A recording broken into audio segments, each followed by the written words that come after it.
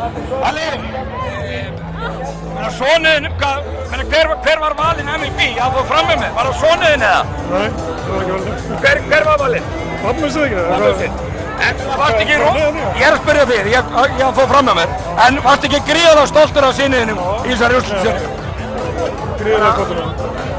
Alltaf þegar Grindavík var að koma í minningunni á mér, þá kom Kitty Páls með stóran þrista móti. Liðið er náttúrulega Kristján Tettur út hana og bara ótrúlegur sigur hjá bara þessari liðsheild.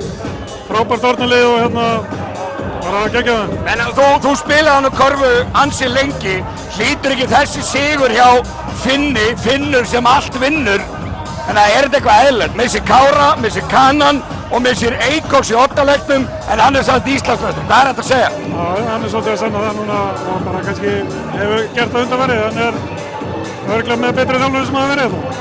Segðu mér, þegar þinn sonur Kitty kom tilbaka úr atvinnumennskunni, þannig varst þú eitthvað að ræða með að hvert hann ætti að fara og þú veist að koma í val?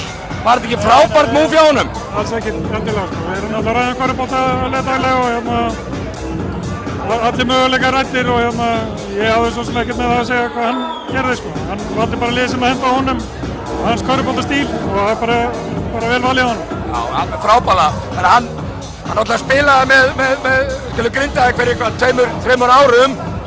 Kannski náðu sér ekkert alveg á strik, allavega er hann miklu betri í ár heldur en öll fyrri ár. Menni hverju er það að þakka heldur þú? Hann er bara búinn að vera duglegur að æfa, hann náttúrulega bara spilaði í Hollandi fyrra og stóð sér mjög vel þar og kannski lítið fyrir því hérna en hann var náttúrulega gríðarlega gott tímabil í fyrra líka. Er hann jafnvel og góður fyrir þessi íslensku deild? Nei, það myndi ég ekki segja, sko. Ég meina hann á að geta komist á stórt level í Evrópu, eða ekki? Jó, hann ætti alveg að geta komist eitthvað gott lið erlendis en aldrei á góður fyrir þessa deild. Þannig að þú með þína tengingu Grindavík, þú ert valsari í kvöld. Já, klálega.